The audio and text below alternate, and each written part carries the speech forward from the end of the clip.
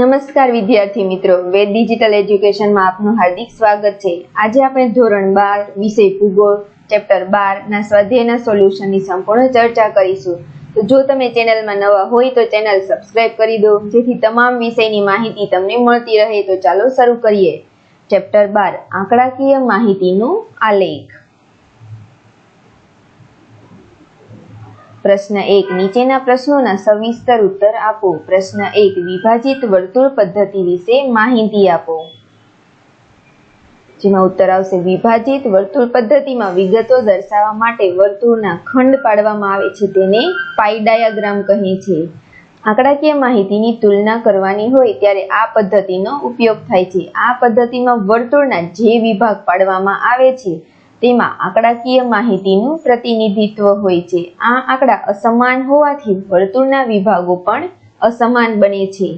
बधा आंकड़ानी टकावारी काढवामां आवे छे अने तेनो सममूल्य खूणो शोधवामां आवे छे। खूणो शोधवानी रीत कुल टका 100 अने वर्तुळना कुल अंश 360 होय छे। आ बंनेनुं गुणोत्तर 3.6 थाय। मूळ आंकड़ानी प्रत्येक आवृत्तिनी टकावारी 3.6 वडे गुणवाथी वर्तुळनो खूणो मळशे। उदाहरण तरीके आपेली आ आवृत्तिनी टकावारी 50 छे। 50 ना छेदमां 1 गुण્યા 36 ना छेदमां 10 बराबर 1800 ना छेदमां 10 जेनो जवाब आवशे 180 अंशनो खूणो। आ रीते बधा खूणानी गणतरी कर्या पछी एक वर्तुळ दोरीने तेना खूणा दर्शावी शकाय छे। विभाजित वर्तुळ पद्धतिथी आकृति दौरती वखते ध्यानमां राखवानी बाबतो।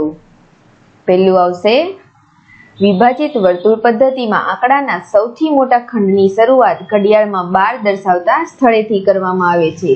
बीजुं बाकीना आंकड़ाना खूणा घडियाळना कांटानी दिशा प्रमाणे दोरवाना होय छे। त्रीजुं सामान्य रीते टकावारीना आंकड़ा उतरता क्रममां गोठववामां आवे छे। चौथुं आवशे वर्तुळना जेटला खंड रचाय ते प्रत्येकने स्वतंत्र निशानी द्वारा अथवा जुदा जुदा रंग द्वारा दर्शाववामां आवे छे, जे आकृतिमां અહીં દર્શાવેલ છે।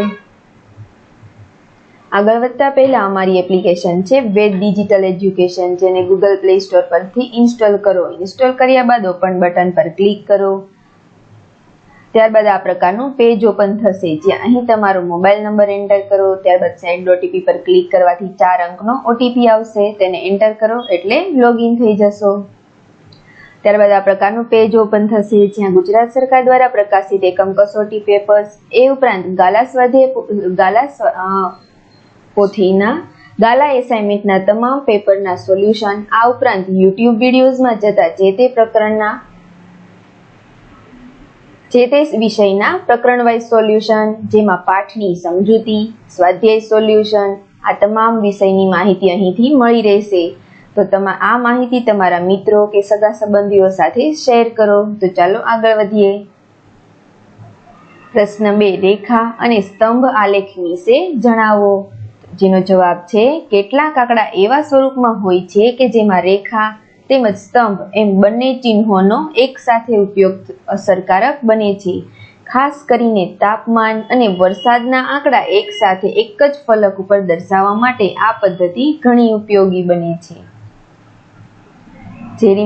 જેનો આલેખ આ પ્રમાણે છે।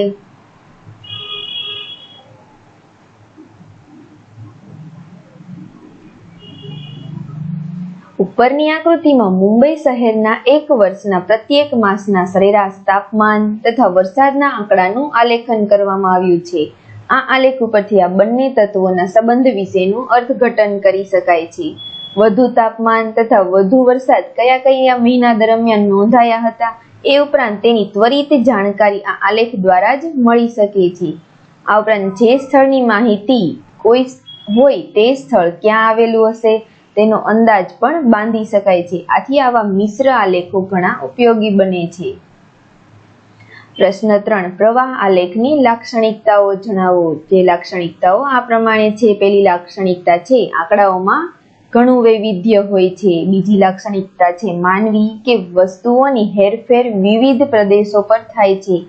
તે અંગેના આંકડા 2 લક્ષણો ધરાવે છે। પહેલું લક્ષણ છે હેરફેરની દિશા અને બીજું છે વ્યક્તિગત કે વસ્તુઓની સંખ્યા। તેનો પૂર્ણ આન્સર આ પ્રમાણે છે, તો વિડીયોને પોઝ કરીને તમે વાંચી શકો છો.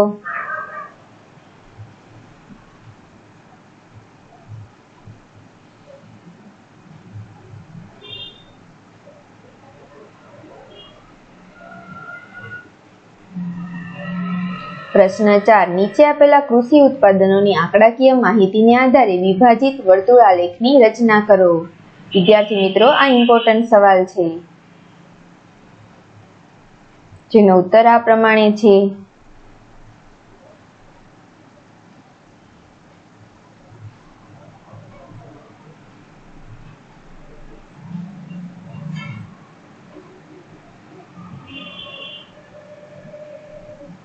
પ્રશ્ન 2. નીચેના પ્રશ્નોના મુદ્દાસર ઉત્તર આપો. પ્રશ્ન 1. સ્તંભો કેટલી અને કઈ રીતે દર્શાવી શકાય છે?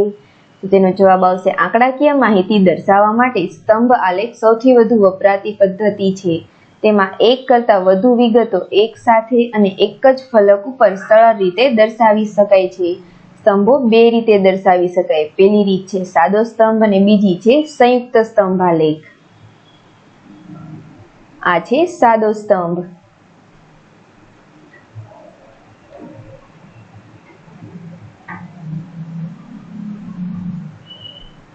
ઉપરના સાદા સ્તંભ આલેખમાં ભારતના 10 રાજ્યોની વસ્તીના આંકડા આપ્યા હતા. આલેખ તપાસમાં માલુમ પડે કે મોટાભાગના રાજ્યોની કુલ વસ્તી 5 કરોડથી 7 કરોડની વચ્ચે છે અને થોડી વસ્તીવાળા 4 રાજ્યો છે. ઉત્તર પ્રદેશ સૌથી વધુ વસ્તી સાથે પ્રથમ ક્રમે છે. ગુજરાતનું સ્થાન 10મા ક્રમે છે. બીજું આવશે સંયુક્ત સ્તંભ આલેખ.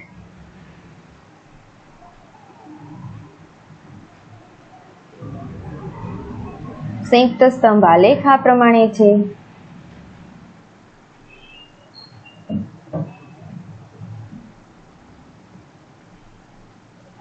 પ્રશ્ન 2. સમમૂલ્ય પદ્ધતિથી માહિતીનું કયું લક્ષણ દર્શાવે છે? જેનો ઉત્તર આ પ્રમાણે છે. સમમૂલ્ય પદ્ધતિ માહિતી એક સરખા મૂલ્યવાળી હોય છે. તે લક્ષણ દર્શાવે છે કે પ્રાકૃતિક ભૂગોળમાં પ્રદેશોની ઊંચાઈ સૂચવવા માટે સમોચ્ચતા રેખાઓનો ઉપયોગ થાય છે. તે ઉપરાંત હવામાન નકશામાં એક સરખું તાપમાન તથા દબાણ દર્શાવતી રેખાઓ દોરવામાં આવે છે. અહીં પ્રત્યેક રેખા કોઈ આંકડાકીય મૂલ્ય ધરાવે છે. પ્રશ્ન 3. નીચેના પ્રશ્નોના ઉત્તર એક શબ્દ અથવા એક વાક્યમાં આપો. પહેલો પ્રશ્ન છે આલેખ એટલે શું? જેનો જવાબ આવશે આલેખ એ આંકડાનું દ્રશ્યમાન અને ચિત્રાત્મક સ્વરૂપ છે. બીજો પ્રશ્ન છે કયા પ્રકારનો આલેખ દિશા અંગેની માહિતી આપે છે? જેમાં જવાબ આવશે પ્રવાહ આલેખ એ દિશા અંગેની માહિતી આપે છે. પ્રશ્ન 3. કયા પ્રકારના આલેખમાં રંગોનો ઉપયોગ વધુ અસરકારક બને છે? જેમાં જવાબ આવશે સંયુક્ત સ્તંભ આલેખમાં રંગોનો વધુ ઉપયોગ અસરકારક બને છે. પ્રશ્ન 4. નીચેના પ્રશ્નો માટે આપેલા વિકલ્પોમાંથી સાચો વિકલ્પ પસંદ કરી ઉત્તર આપો. પ્રશ્ન 1. એક જ પરિમાણ ધરાવતો આલેખ કયો છે? જેમાં ઉત્તર આવશે A. રેખા આલેખ. પ્રશ્ન 2. રેખા અને સ્તંભ આલેખમાં શું દર્શાવવામાં આવે છે? જેમાં ઉત્તર આવશે B. તાપમાન અને વરસાદ. પ્રશ્ન 3. સમમૂલ્ય રેખા પદ્ધતિમાં શું દર્શાવી શકાય છે? જેમાં ઉત્તર આવશે C. તાપમાનનું વિતરણ. Thank you.